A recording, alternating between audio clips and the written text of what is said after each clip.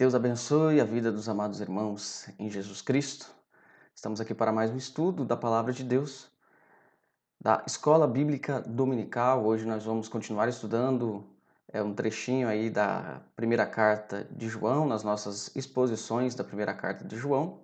Espero que este momento seja um momento edificante para todos nós. O nosso trecho de hoje da Palavra de Deus, eu peço que você acompanhe aí, que você pegue a sua Bíblia e possa acompanhar. Sempre acompanhando com a sua Bíblia, conferindo para ver se aquilo que é falado está de acordo com a verdade das Sagradas Escrituras. Então, vamos ler o texto de hoje, este pequeno trecho, esse texto, ou como nós costumamos chamar, de essa perícope, está localizada na primeira carta de João, capítulo 1, versículo 8, até o capítulo 2 do versículo 2 do capítulo 2. Então, 1 de João 1, 8 até 2, 2. Eu peço que você acompanhe a leitura da palavra de Deus nessa manhã tão abençoada que Deus tem dado a cada um de nós. E diz assim a palavra de Deus: Se dissermos que não temos pecado nenhum, a nós mesmos nos enganamos, e a verdade não está em nós. Se confessamos os nossos pecados, Ele é fiel e justo para nos perdoar os pecados e nos purificar de toda injustiça. Se dissermos que não temos cometido pecado, fazemo-lo mentiroso e a sua palavra não está em nós. Filhinhos meus, estas coisas vos escrevo para que não pequeis. Se todavia alguém pecar, temos advogado junto ao Pai, Jesus Cristo, o justo. Ele é a propiciação pelos nossos pecados, e não somente pelos nossos próprios, mas ainda pelos do mundo inteiro. Vamos começar, antes de ir para o texto, e um pouco até mesmo do contexto, vamos orar ao Senhor. Convido você a orar juntamente comigo. Ó Senhor bendito, nós pedimos que essas verdades possam iluminar o nosso coração e nosso entendimento, ó Pai. Que o Teu Espírito Santo esteja presente conosco na exposição da Tua palavra, que o Senhor nos edifique, nos console, que o Senhor, ó Pai querido, nos dê da Tua graça para que o aproveitamento seja pleno, Pai, destes momentos que temos diante da Tua presença. É o que nós te pedimos no nome santo de Jesus Cristo. Amém. Bom, quando nós olhamos para este texto das Sagradas Escrituras, a primeira coisa que nós devemos nos perguntar é o que, e na verdade a primeira questão que eu quero trazer antes de estudar esse texto, é por que a Bíblia fala tanto de pecado? Nós nos perguntarmos por que a Bíblia fala tanto do pecado. Algumas pessoas não conseguem entender isso, algumas pessoas têm dificuldade de assimilar ou até têm um espírito crítico em relação à Bíblia, pelo fato da Bíblia falar do pecado o tempo inteiro, né? A Bíblia fala o tempo inteiro a respeito do pecado. Bom, são vários os motivos pelos quais a Bíblia trata a respeito do pecado. Um dos motivos, até bastante interessantes para nós, não é o assunto específico de hoje, mas um dos motivos é porque o pecado é o real problema do ser humano. As pessoas têm tentado encontrar a resposta para essa questão, qual o problema do ser humano, durante séculos, durante milênios. E existem muitas ideologias que se propõem a responder essa pergunta, qual o problema do ser humano? Ideologias têm respondido que o problema do ser humano é relacionado ao gênero, outras dizem que é relacionado à raça, outros dizem que é relacionado à luta de classes. Todavia, a Sagrada Escritura é que responde verdadeiramente qual o problema do ser humano. O problema do ser humano é o pecado. Esse é um dos motivos pelos quais a Bíblia fala sobre o pecado.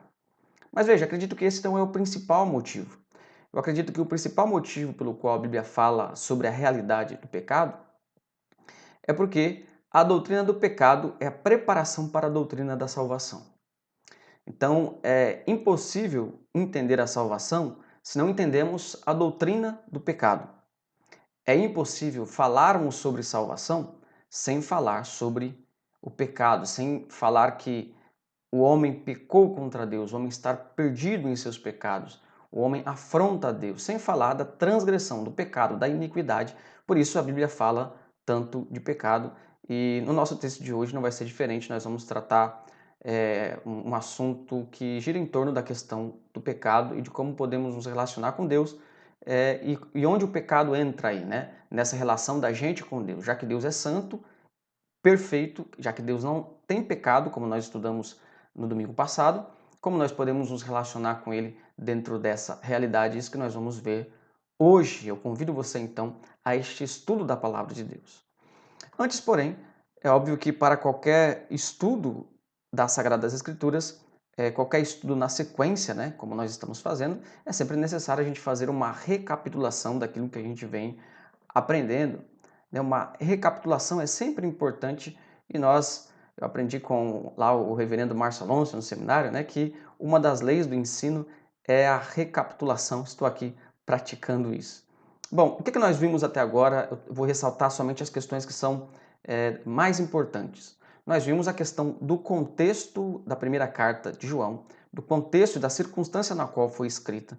Então, dentro deste assunto do contexto, nós não podemos ignorar algumas questões bastante importantes, como, por exemplo, a realidade dos falsos profetas, falsos mestres, pastores. Então, tudo isso é meio que sinônimo, tá? Eram falsos profetas, falsos pastores, falsos doutores, falsos mestres, que pregavam uma doutrina diferente da qual João tinha, da qual João possuía, acreditava e tinha pregado para aquelas igrejas espalhadas pela Ásia Menor. É importante a gente entender isso, então, que o principal problema que João estava querendo combater é o problema doutrinário. Né? Havia ali naquela igreja uma semente do docetismo e também do gnosticismo, duas doutrinas que se desenvolveriam, duas heresias que se desenvolveriam melhor posteriormente, mas havia semente dessas doutrinas já na igreja e que negava que Jesus Cristo veio em carne. Então, João veio para combater. João escreveu a sua carta, até as 3 cartas, né, que João escreve, ele escreve para combater este problema doutrinário. Havia também entre esses falsos profetas que acabavam ensinando a igreja, espalhando os seus ensinos, uma frouxidão moral. Essa frouxidão moral talvez viesse exatamente dessa raiz do gnosticismo, que em uma de suas vertentes entendia que tudo que é material é mal e tudo que é material é irrelevante. Então é irrelevante o que a gente faz com o nosso corpo e com os nossos sentidos e assim por diante, porque Deus quer o coração. É assim que eles pensavam erroneamente. Então havia uma frouxidão moral por parte de alguns desses falsos mestres. Eles diziam, não, você pode fazer qualquer coisa porque Deus só quer, a gente só pode se relacionar com a divindade mediante o nosso ser imaterial, o nosso espírito, nossa alma, o nosso coração e assim por diante. Existia um terceiro problema que era a falta de amor ou a arrogância, porque dentro dessa raiz do gnosticismo havia uma crença em que existiam por parte daqueles que eram adeptos dessa crença graus de conhecimento. De acordo com esses graus de conhecimento, aqueles que eram mais iniciados, que conheciam melhor, desprezavam aqueles que não eram iniciados, não conheciam, como se dissesse, né? Eu conheço, eu sou iniciado, eu conheço a doutrina, você não conhece. Então, havia um desprezo que automaticamente gerava aí um problema que é a falta de amor, a soberba, e João procura combater isso. Por que é importante entender isso? Esse contexto. Porque muitas das falas de João, talvez a maioria delas, feita para combater esses 3 problemas. Né? O problema doutrinário, da crença falsa de que Jesus não veio em carne, o problema moral, né, de se achar que se pode viver em pecado e não tem problema nenhum, e do problema fraternal, ou como dizem alguns, do problema social, que é a falta de amor para com o próximo, especialmente falta de amor para com os irmãos. Bom, a primeira parte da primeira carta de João é o prólogo, que é o prefácio, onde João começa a falar começa a desenvolver o seu assunto e vai do capítulo 1, versículo 1 até o versículo 4, nós já estudamos sobre este prólogo e ele fala das implicações da encarnação de Cristo. Então, se Cristo veio em carne, e é isso que nós acreditamos, então a consequência disso é que há vida eterna, há comunhão com Deus e há alegria plena. Tudo isso depende da crença de que Jesus veio fisicamente. João ressalta isso. Se você não viu este estudo, você pode ir aí procurar nos estudos que estão postados aqui no YouTube da igreja. Você pode começar a ver toda essa parte da introdução e a parte também da exposição do prólogo. No domingo passado, nós trabalhamos um pouco, começando aí a segunda parte, que é uma parte grande dessa primeira carta, que vai do capítulo 1, verso 5 até o capítulo 2, verso 29. Então esta parte grande tem várias partes pequenas, nós estamos pegando cada uma dessas partes pequenas, dessas perícopes menores e estudando. E a gente estudou dentro dessa parte pequena no domingo passado, o capítulo 1, verso 5 até o verso 7, que apresenta o tema dessa sessão, que é Deus é luz. Então se Deus é luz, obviamente nós temos que viver na luz. O que nós aprendemos? Nós aprendemos que a perfeita santidade de Deus é o pressuposto básico para o nosso relacionamento com Ele. Ou seja, quem quer se relacionar com Deus deve levar em consideração que Ele é luz. Tem vários sentidos para essa palavra, a gente trabalhou um pouco isso, mas o sentido do texto é que Ele é luz no sentido moral, ou seja, em Deus não há pecado, em Deus não há erro, Deus é perfeitamente santo. Então, se você não viu este estudo também, você pode clicar lá no... Você pode ir até o YouTube aí da igreja, a página da igreja, né, o canal, e você pode ver este estudo. O nosso texto de hoje, então, é aquele que está registrado ali no último ponto. 1 de João, capítulo 1, verso 8, até o verso de número 2 do capítulo 2. E o nosso tema é aquele que quer viver na luz, como diz o contexto anterior, que Deus é luz, que Deus é perfeitamente santo. Então, aquele que quer viver na luz deve renunciar ao pecado. Essa é uma coisa até óbvia, né? Aquele que quer viver na luz não deve viver nas trevas. Né? Trevas no sentido aí de trevas morais. Bom, então é isso que nós vamos ver hoje. Aquele que quer viver na luz, ele não pode, de maneira alguma, viver nas trevas. Ele deve querer, deve buscar renunciar ao pecado. Os estudiosos têm dito que esse é o primeiro teste da carta. É o primeiro critério que João estabelece para que os crentes pudessem conhecer os falsos mestres. Ou seja, os falsos mestres eram aqueles que não acreditavam no pecado ou não acreditavam que se deveria renunciar ao pecado, ou alguns não acreditavam nem no perdão.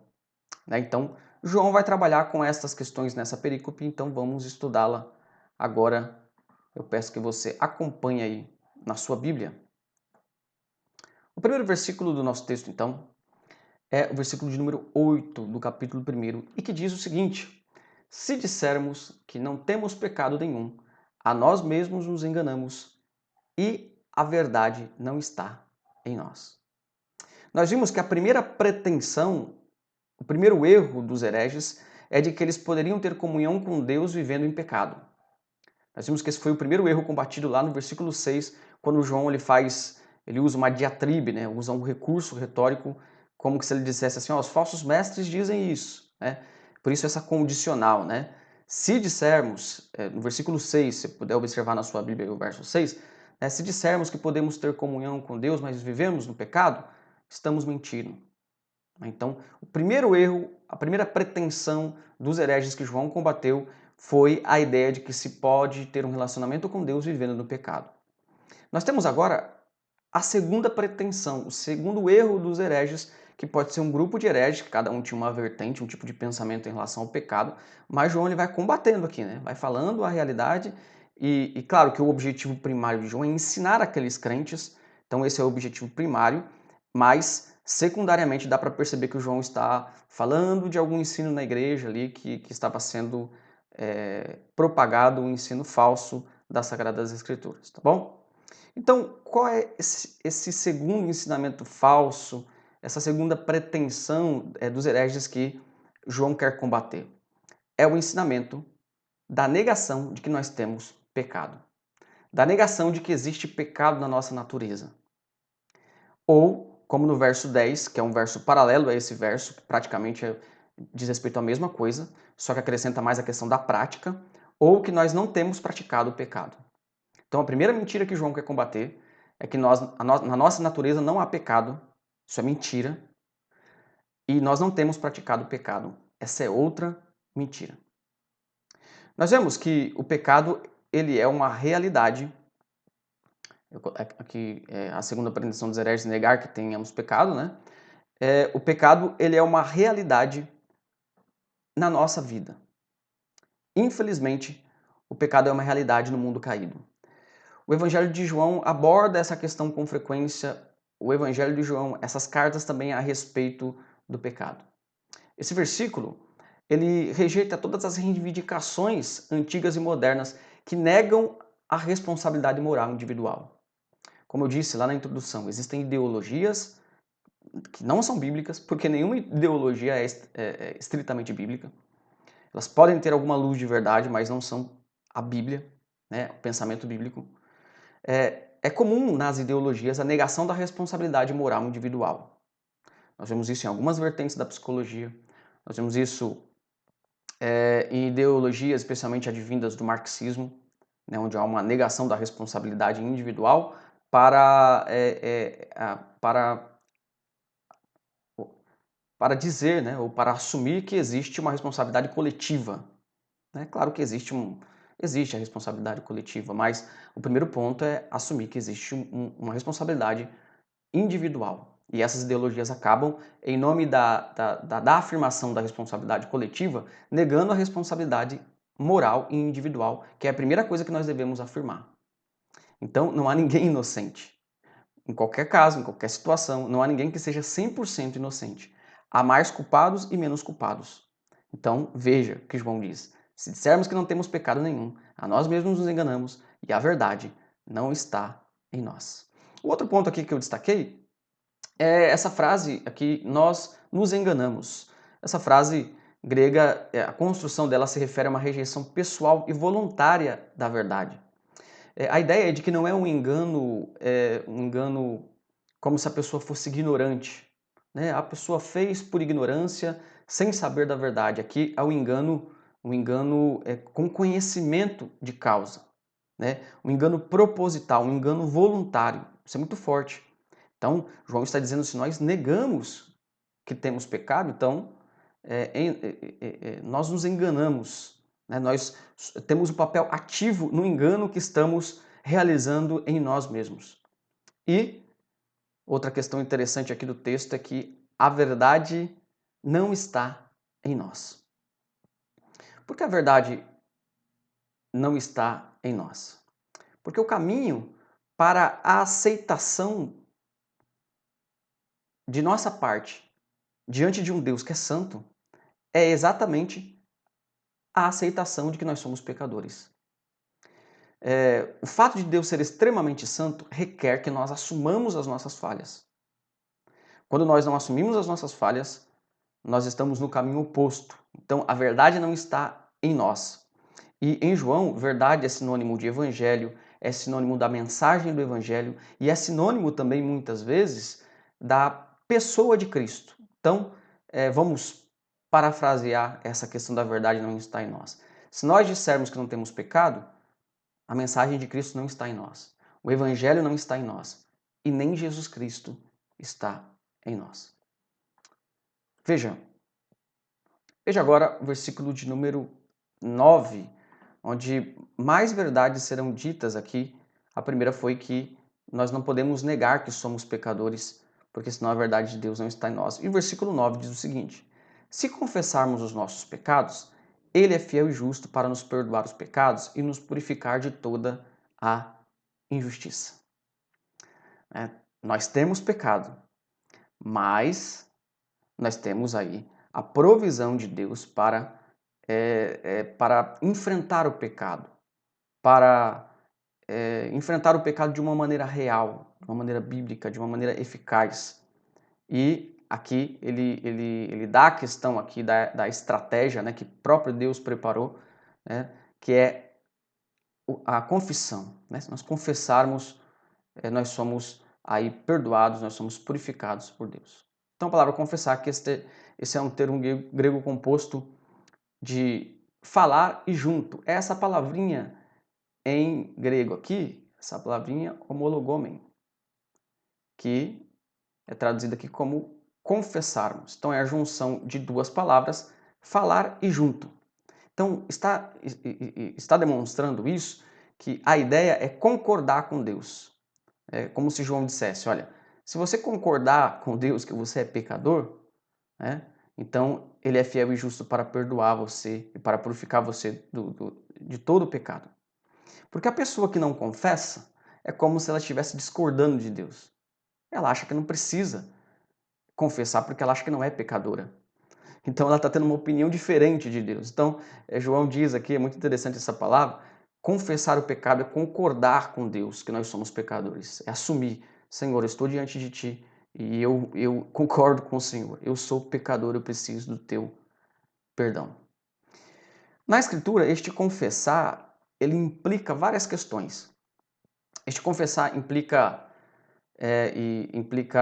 uma nomeação específica do pecado. Nós apresentamos o pecado diante de Deus e dissemos, Senhor, fizemos esse pecado. Por exemplo, a mentira, né? Senhor, eu menti nessa e nessa situação.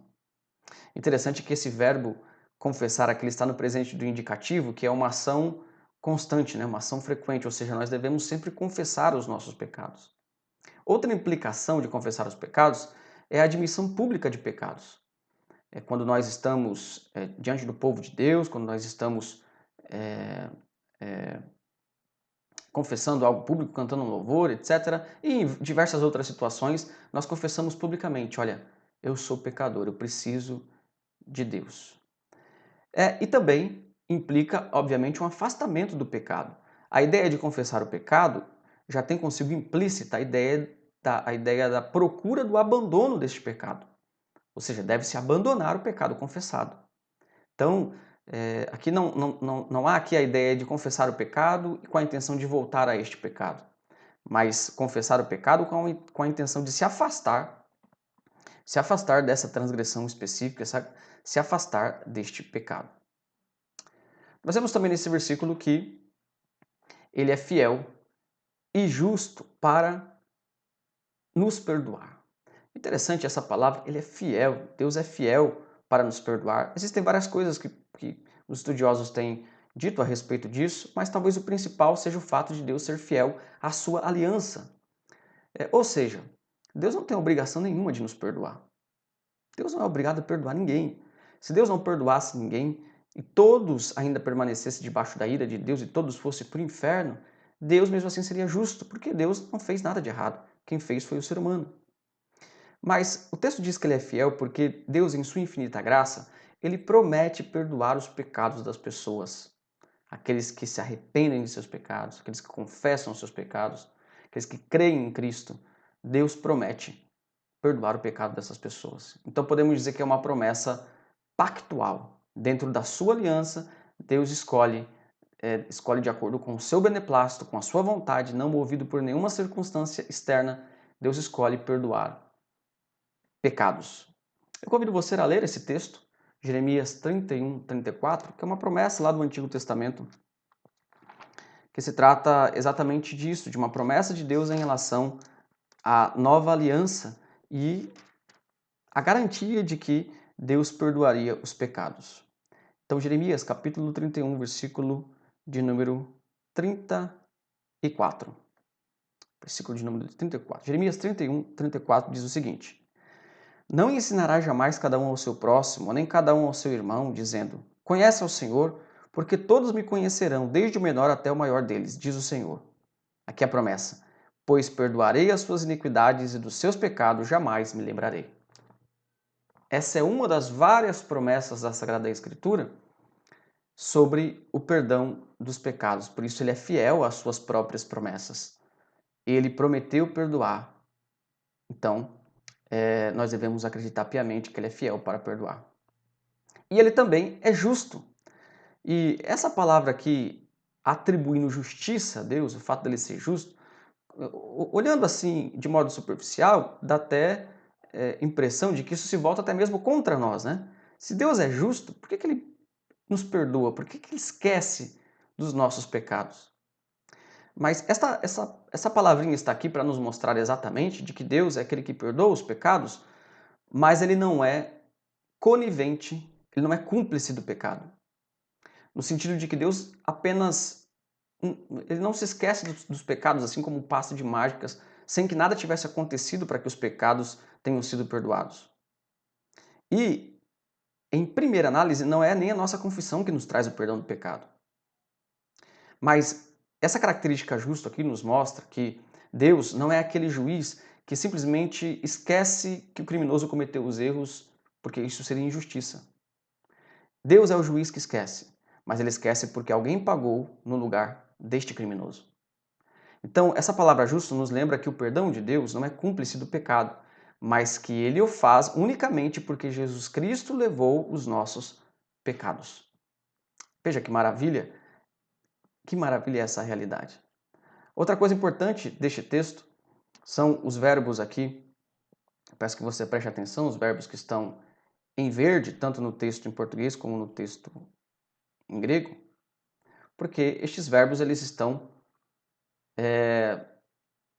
no tempo auristo. Essa é uma coisa importante que nós temos que destacar. Esses verbos estão no tempo. Desculpe, os verbos do outro verso estão no tempo auristo. Estes verbos aqui não estão no tempo auristo, na verdade, eles estão no tempo presente, que é uma ação constante. Logo mais eu vou falar sobre o verbo pecar, e que João usa esse verbo no tempo auristo. Isso nos ensina algo interessante. Mas estes verbos aqui, eles estão no tempo presente do indicativo e eles indicam essa questão de que Deus é aquele que ele constantemente perdoa, ele constantemente purifica. E essa purificação, embora quando nós falamos de perdoar e purificar, perdoar e purificar tem um aspecto único, no sentido de um só ato, quando foi feito na cruz. Na cruz Deus perdoou, Deus purificou todos os seus filhos, e tem um aspecto contínuo também, que estes seus filhos, à medida que eles vão vivendo, eles recebem o evangelho e eles vão pecando, porque não há quem não peque, Deus vai, através desse processo do Espírito Santo, do convencimento do pecado, da confissão, Deus vai então perdoando os pecados dos seus filhos. Então, um aspecto de um ato único e um aspecto contínuo. Bom, vamos para o verso 10. E o verso 10, eu peço que você acompanhe essa leitura e diz o seguinte: Se dissermos que não temos cometido pecado, fazemo-lo mentiroso e a sua palavra não está em nós. Veja que o mesmo argumento aqui é usado no verso 8. Então o verso 8 está ligado ao verso 10. Eles dizem quase a mesma coisa. A diferença é que a ênfase deste verso está na prática. A ênfase do verso 8 está na natureza. Se nós dissermos que não temos uma natureza pecadora, mentimos. Já o verso 10 enfatiza a prática, né? Se nós dissermos que não temos praticado o pecado, cometido o pecado, nós mentimos. E o destaque aqui para o fato deste verbo estar no perfeito. O perfeito, como eu disse já em outras aulas que nós tivemos, o perfeito é um verbo, um aspecto do verbo, aspecto verbal grego, que expressa aí uma ação que foi realizada no passado, cujos resultados são vistos, são sentidos, são presenciados aí no presente. Então, essa negação aqui, estando no perfeito, significa que essa falsa ideia seria a seguinte ideia: olha, eu nunca pequei e eu não peco. Então, eu nunca pequei e agora também eu não peco. Eu nunca pratiquei o pecado e nunca pratico. E no momento também não pratico o pecado. Então, seria uma negação total da prática do pecado, o que é uma total mentira, né? Segundo o apontado por João aqui. Né? Então, se dissermos que nós nunca pecamos e também não pecamos agora, fazemos-lo mentiroso e a sua palavra não está em nós. Muito parecido com o verso 8, e essa ênfase interessante de fazer Deus mentiroso, né? Estamos dizendo que Deus é mentiroso, porque quem diz que nós somos pecadores? O próprio Deus. E ele ele quem tem o fundamento para dizer que nós estamos errados, porque ele fez o padrão, ele fez a lei, ele mesmo é a própria lei. Vamos ao capítulo 2, a continuação dessa perícope, desse trecho, e diz o seguinte, o versículo de número 2: Filhinhos meus, estas coisas vos escrevo para que não pequeis. Todavia, se alguém pecar, se todavia alguém pecar, temos advogado junto ao Pai, Jesus Cristo, o justo. Se o versículo 10, que nós lemos agora há pouco, no capítulo 1, ele é usado em paralelo com o versículo 9, o versículo 1 e 2 do capítulo 2, agora que nós começamos a ler, está em paralelo com o versículo 9 do capítulo anterior. Então, são ideias paralelas, né, que dizem: não tem como negar que nós temos pecado, tem como negar que nós temos pecado, verso 8 e verso 10. E agora a questão de que nós temos uma provisão de Deus para o perdão do pecado. A ênfase do verso 9 e a ênfase do verso 1 e 2. E o verso 1 nós estamos aqui trabalhando com ele. Tá bom? Bom, este verso primeiro, ele apresenta algo bastante interessante aqui, porque a gente não pode deixar de notar que ele apresenta aqui esta conjunção para, né? Essa conjunção importante aqui, que é exatamente essa conjunção aqui, rina, né, grega, que é uma conjunção que mostra o objetivo pelo qual João está escrevendo estas coisas. Então, qual é o objetivo pelo qual João está escrevendo estas coisas que ele vem escrevendo até agora? Ele mesmo diz: estas coisas vos escrevo para que não pequeis. Veja como é importante isso. O objetivo de João não é dizer que a gente tenha pecado, não é dizer que é errado negar que a gente tenha pecado, para que a gente continue pecando. O objetivo de João não é mostrar que se a gente confessar, a gente é perdoado e purificado, para que a gente continue sempre pecando e confessando. O João apresenta aqui o objetivo, claro, isso aqui é importante. O objetivo é para que não pequeis. O objetivo é para que não pequeis. Esse deve ser o nosso alvo, esse deve ser o nosso objetivo. Ah, mas a gente nunca vai deixar de pecar nessa terra. Não, mas a gente nunca pode perder esse nosso foco de não querer pecar, de buscar não pecar contra a lei de Deus. Bom? E agora sim, eu tinha falado do verbo auristo no outro versículo e não era, né? Esses verbos que estão em azuis, aí eles estão no tempo auristo e todos eles aí estão relacionados com o verbo em português pecar. Isso aqui tem sido chamado a atenção por muitos estudiosos, porque João ele usa esse verbo no auristo, que é um aspecto grego de uma ação que foi realizada, uma ação que foi realizada, né? E a gente pode ver ela como um todo. Então, geralmente é traduzido no passado, porque uma ação já realizada, obviamente, se encontra aí no tempo passado. Então, uma ação completa, uma ação pontual, não é uma ação constante, né? Isso apontaria para a seguinte questão. Apontaria para a questão de que João está dizendo aqui que o pecado não deve ser uma ação constante na vida dos filhos de Deus. Então, quer dizer, se vocês pecarem, quer dizer, se isso for uma ação isolada, né, como se João estivesse dizendo isso, né? Se acontecer uma ação isolada na vida de vocês, se vocês caírem em pecado, né, uma ação que não é uma ação frequente, que não é uma ação constante, porque uma ação constante de pecado não é uma característica dos filhos de Deus. Então veja que aqui parece que João está fazendo essa separação, né, dentro desses aspectos gregos, essa separação daquele que vive no pecado e daquele que peca. Né? Então, se você pecar, se todavia alguém pecar, temos advogado junto ao Pai. Temos advogado junto ao Pai. Essa palavra aqui, que está aqui no nosso texto, parakleton, que aqui é traduzido como advogado, era uma palavra particularmente empregada nos tribunais de justiça da época para designar um advogado mesmo, uma pessoa cuja responsabilidade era defender a causa da pessoa que estava em julgamento. Então veja como isso aqui é maravilhoso, né? João está dizendo, não viva no pecado, mas é provável que você peque. Se você pecar, você tem um advogado junto ao Pai. Deus preparou uma provisão caso você peque. Isso acontece, né? Que é o advogado junto ao Pai, ou seja, é a doutrina de que Jesus encarnou, morreu, ressuscitou e está à destra do Pai, intercedendo por seus filhos. Nessa intercessão, ele também advoga, ele também defende os seus filhos. Não sabemos que tipo de palavras Jesus usa. Mais do que nós sabemos, e uma coisa que nós não podemos ignorar, é exatamente o destaque de João aqui no final. Advogado junto ao Pai, Jesus Cristo justo. Por que é importante isso? Porque Jesus não é como aquele advogado que está defendendo os erros da pessoa. Está pedindo para que o juiz não olhe para os erros da pessoa. Não é isso. porque a pessoa errou, a pessoa merece punição. Jesus é aquele advogado que usa o critério dele mesmo, da justiça dele mesmo.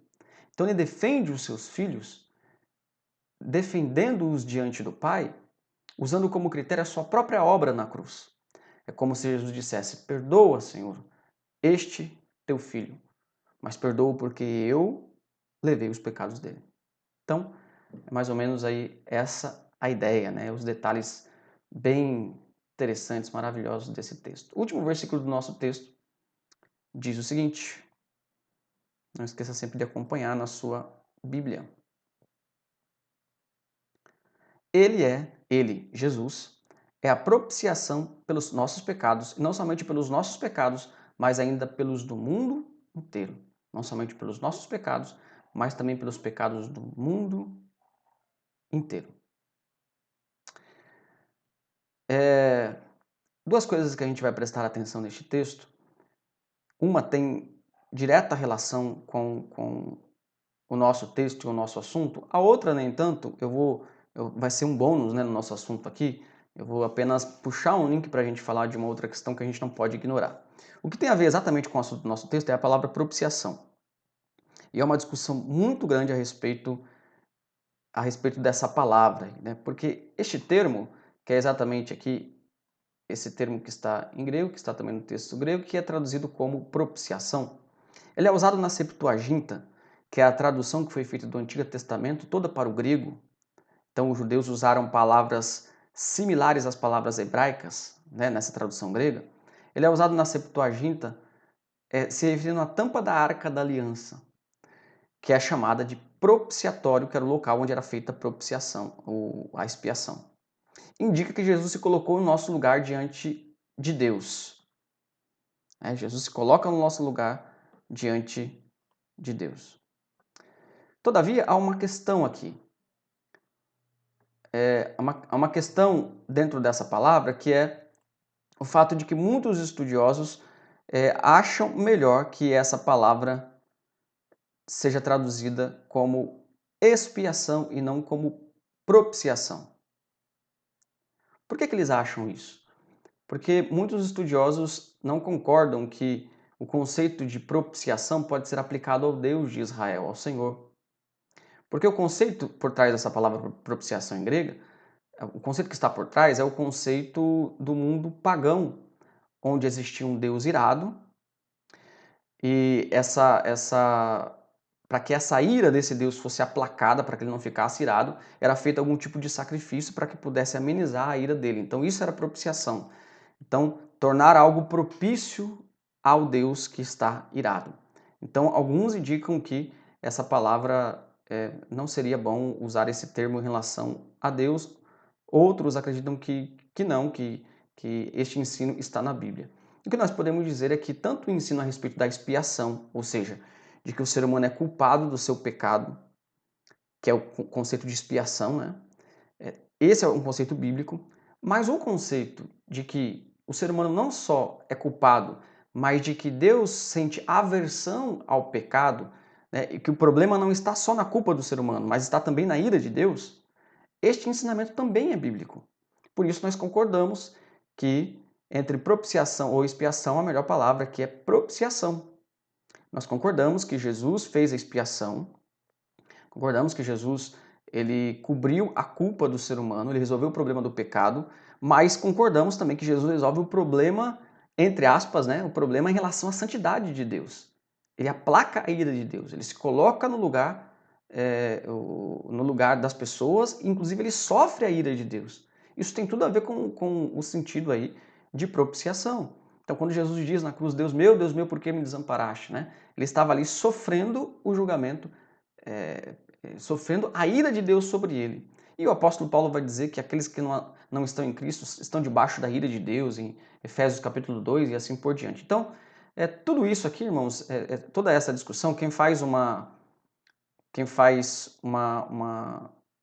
um trabalho muito interessante a respeito das questões linguísticas aqui e do porquê nós devemos realmente traduzir como propiciação é o teólogo Leo Morris, né? Um teólogo bastante conhecido aí dos estudiosos da Escritura. Ele faz um trabalho, se você puder ler, né, para que você fique por dentro aí dessa discussão, mas o fato aqui, resumindo, é que realmente esse texto está dizendo que Jesus é a propiciação, ou seja, Jesus, ele mesmo se oferece como um sacrifício para aplacar a ira de Deus para que os nossos pecados fossem perdoados, tá bom? Mas, obviamente, que há uma diferença entre a propiciação pagã, a ideia pagã, e talvez você pergunte, né? Poxa, uma ideia pagã pode ser aplicada à Bíblia? Não, na verdade, quem aplica é Deus, né? Ele que mostra a realidade, né? E outra coisa é que Deus é que fez tudo. Então, até mesmo no paganismo, existem algumas verdades, existem algumas luzes de verdades que Deus instituiu. Por exemplo, a circuncisão, a origem no paganismo, né? Alguns tipos de batismos têm origem no paganismo também. Tudo é de Deus, tudo é do Senhor. Então não há problema.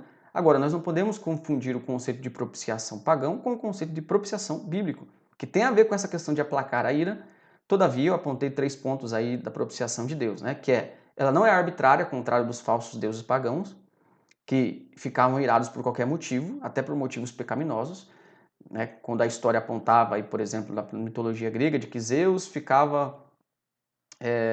desejava se relacionar com alguma mulher e se isso não acontecesse, ele ficava tremendamente irado. Diferente o nosso Deus. Nosso Deus, ele se ira, mas não por questões arbitrárias. Ele se ira por conta da sua santidade, da sua perfeição. Nele não há mancha, nele não há sombra de variação. Nós estudamos domingo passado sobre isso. E segundo, ao contrário do paganismo, onde eram feitas barganhas para oferecer alguns sacrifícios, algumas pessoas a Deus como barganha, né, um relacionamento de troca, o nosso Deus não. Ele mesmo prepara um meio para aplacar a sua própria ira. Deus mesmo preparou o seu próprio filho para que a sua ira fosse aplacada. Então, espero ter contribuído nessa questão aí da propiciação. Qualquer dúvida, mande mensagem pra gente aí, tá bom?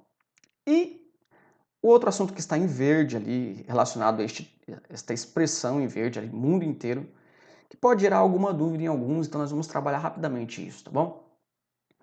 Bom, o texto diz que Jesus é a propiciação pelos pecados, pelos nossos pecados, pecados da igreja, né? E não somente pelos nossos próprios, mas pelos do mundo inteiro. O que quer dizer isso? Quer dizer que o sacrifício de Jesus foi pelo mundo inteiro, por cada pessoa individualmente do mundo.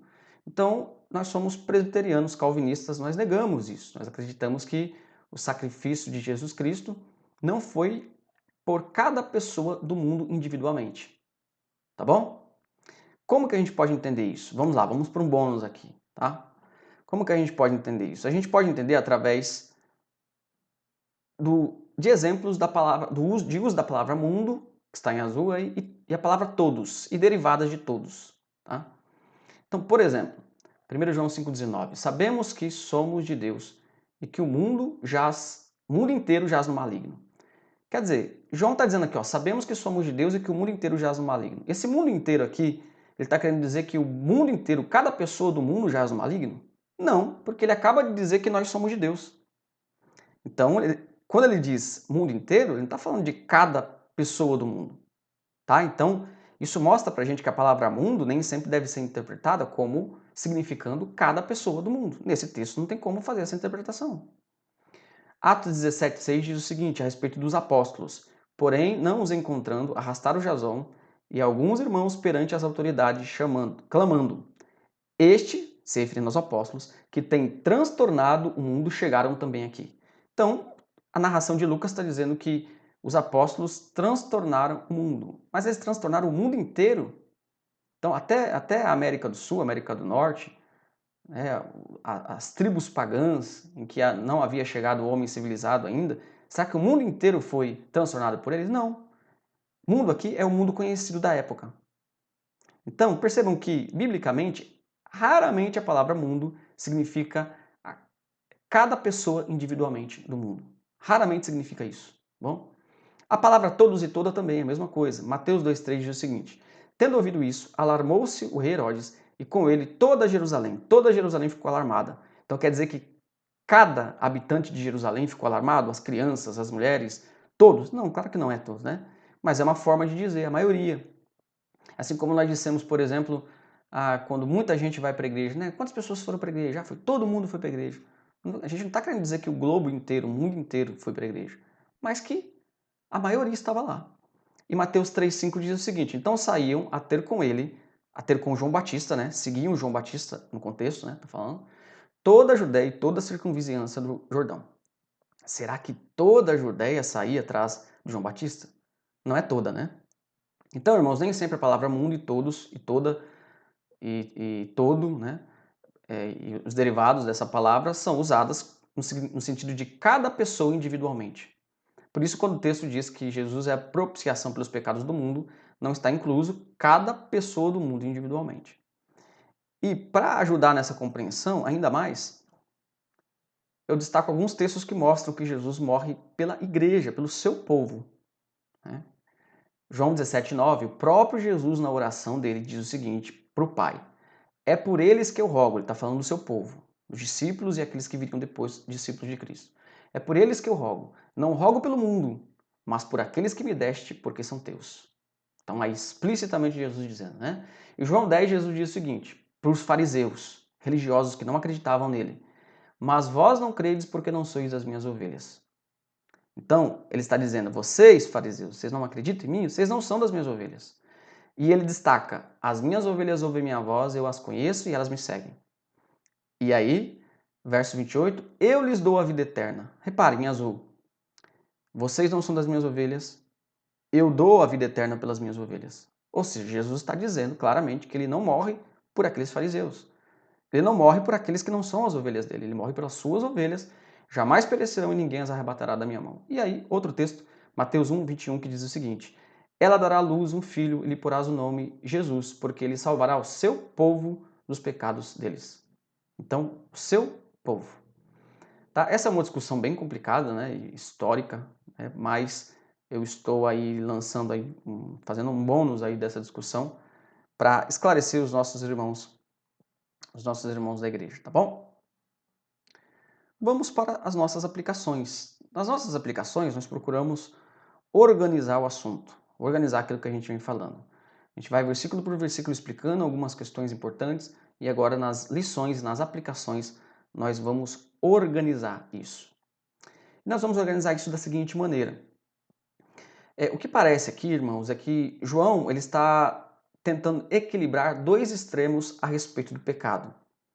Dois extremos talvez pregados por esses falsos mestres. Um extremo é levar o pecado com muita leveza. Dizer, não tem problema. Dizer, não importa, o pecado não importa para Deus. Esse é um extremo que João está querendo combater nesta perícope. O outro extremo é levar o pecado, este assunto do pecado, com muita dureza, com muita dureza, assim, não levando em consideração a misericórdia de Deus. Porque aí você poderia desanimar as pessoas, né? Mostrando que o pecado é algo tão duro que Deus não possa perdoar. E não há nenhum pecado que Deus não possa perdoar. A Bíblia fala apenas da blasfêmia contra o Espírito Santo, mas essa aí é uma discussão para um outro estudo, né?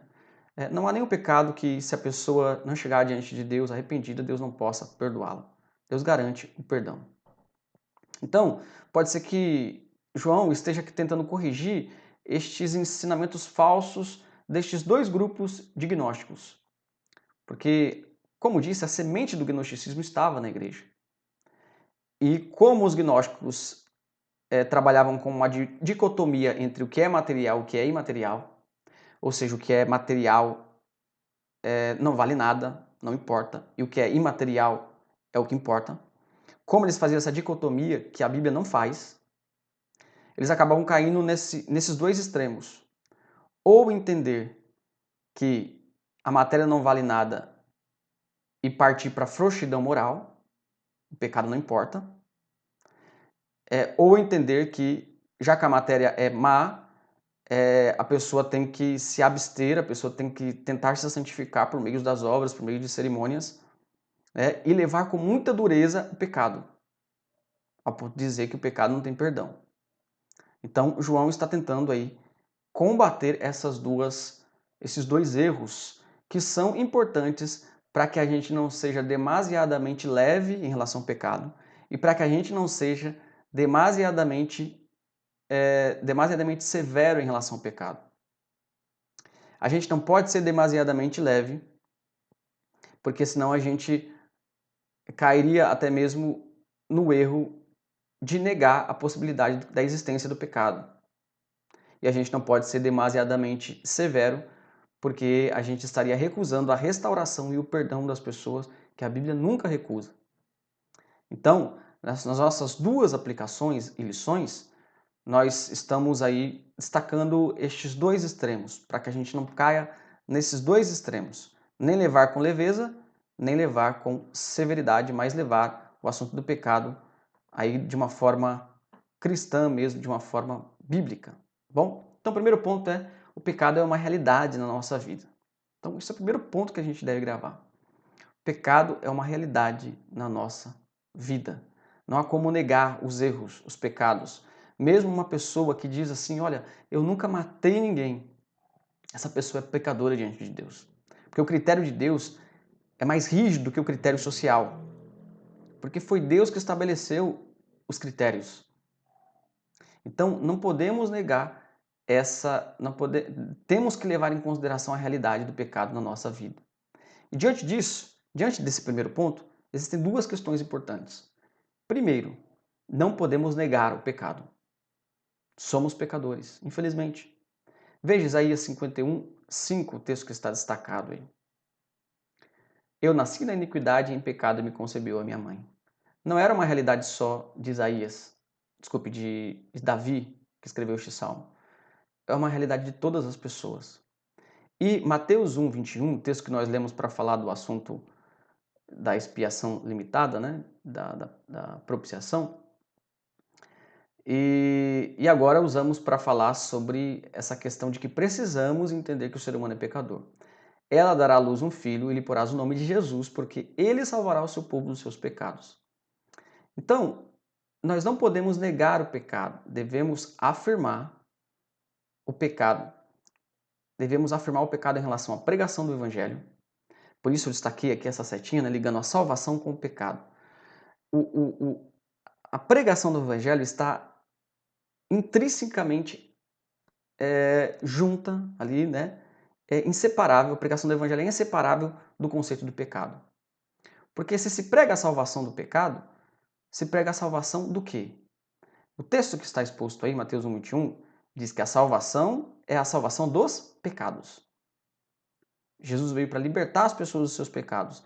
Jesus veio para tirar das pessoas o peso de ir para o inferno por conta de seus pecados. Então é impossível falar da salvação sem falar do pecado. A pregação do evangelho, que o evangelho significa boas novas, pressupõe a existência do pecado. E também, irmãos, devemos negar ou devemos tomar cuidado com ideologias que negam o pecado. Muitas ideologias têm negado o pecado e negado negado a culpa do pecado e tentando interpretar essa questão do pecado através de causas fisiológicas, psicológicas e sociais. Então, muitos dizem o seguinte: olha, uma pessoa cometeu um crime porque, na verdade, foi o sistema que a fez cometer este crime. Então, essa é uma negação da responsabilidade pessoal e do pecado. Existem várias vertentes aí das ciências da psique também que negam a existência do pecado. Dizendo, não, isso é um tipo de doença que a pessoa não tem controle e aí acabam, através de um emaranhado de teorias que tem como base o ateísmo, muitas das vezes, acabam negando que a causa, negando a causa do pecado e negando até que o pecado tem algum tipo de influência. Sendo que em toda a nossa avaliação da realidade, nunca podemos jogar Deus fora da avaliação e ignorar o pecado. Tá bom? Dentro dessa questão da realidade do pecado, também há uma segunda questão aqui importante, que nós não podemos menosprezá-lo. Não podemos pensar, não, o pecado é uma coisa leve, que eu posso, né, lidar com ele de uma maneira tranquila. Não, não é tranquilo. Então, não podemos menosprezar o pecado. E por isso, pelo fato de nós não podermos menosprezar o pecado, nós temos que, diante do pecado, confessar e deixar. Então a Bíblia vai trabalhar com essas questões. Eu trouxe como exemplo aqui o Salmo 32, versículo 1 até o versículo 5, que diz o seguinte: Bem-aventurado aquele cuja iniquidade é perdoada, cujo pecado é coberto. Bem-aventurado o homem a quem o Senhor não atribui iniquidade e em cujo espírito não há dolo. Enquanto calei, enquanto não confessei os meus pecados, envelheceram os meus ossos e meus constantes gemidos todo dia. Quer dizer, o que aconteceu com o salmista? Ele ficou doente, até com doenças mesmo físicas, porque ele estava escondendo o seu pecado de Deus, não estava confessando. 4. Porque a tua mão pesava de dia e noite sobre mim, e o meu vigor se tornou em sequidão de estio. E 5. Confessei-te o meu pecado, e a minha iniquidade não mais ocultei. Disse: Confessarei ao Senhor as minhas transgressões, e tu perdoaste a iniquidade do meu pecado. Então, a melhor forma de enfrentar o pecado é não menosprezá-lo, entender que ele é uma realidade e enfrentá-lo com as armas que Deus preparou, confessando e o deixando no poder do Espírito Santo. Então, primeiro ponto importante aqui: o pecado é uma realidade na nossa existência. O pecado é uma realidade na nossa vida. E o segundo ponto que eu quero compartilhar com todos os irmãos,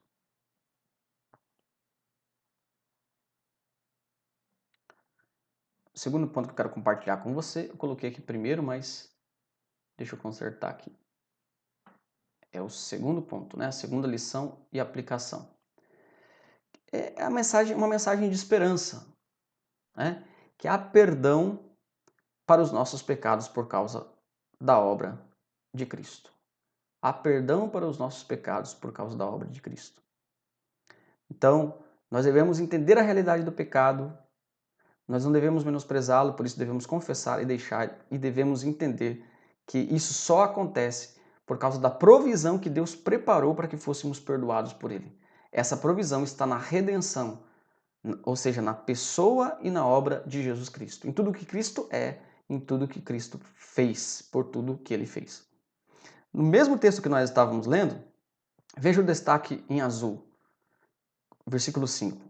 Confessei-te o meu pecado e a minha iniquidade não mais ocultei. Disse: Confessarei ao Senhor as minhas transgressões.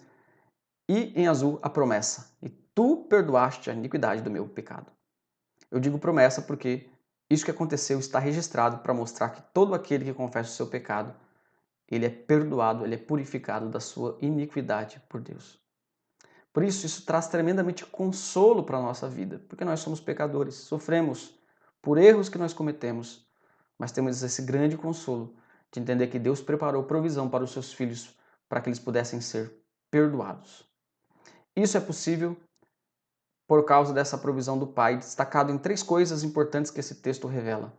No caráter justo de Jesus, ou seja, ele só pode oferecer perdão porque ele sofreu todas as agonias e a punição por parte do Pai e sofreu de forma justa, ou seja, não cometeu nenhum erro, nenhum pecado. Foi um sacrifício perfeito. Nós só temos perdão por causa disso, porque o nosso Redentor, Deus homem, é perfeito. Também por causa da sua morte propiciatória, ou seja, ele não somente encobre a nossa culpa, cobre os nossos pecados com o seu sangue, mas ele se coloca ele se coloca entre Deus e nós e aplaca a ira de Deus através do seu sacrifício.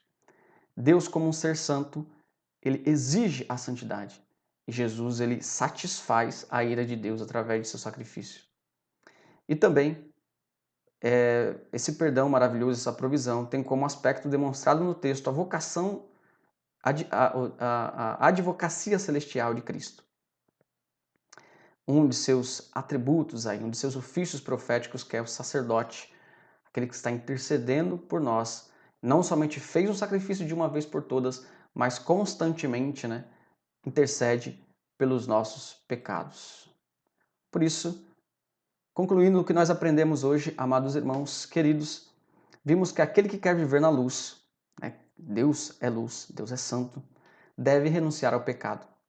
Para tanto, é preciso reconhecê-lo, reconhecer o pecado, confessá-lo, deixá-lo e confiar na obra redentiva de Cristo Jesus para o perdão.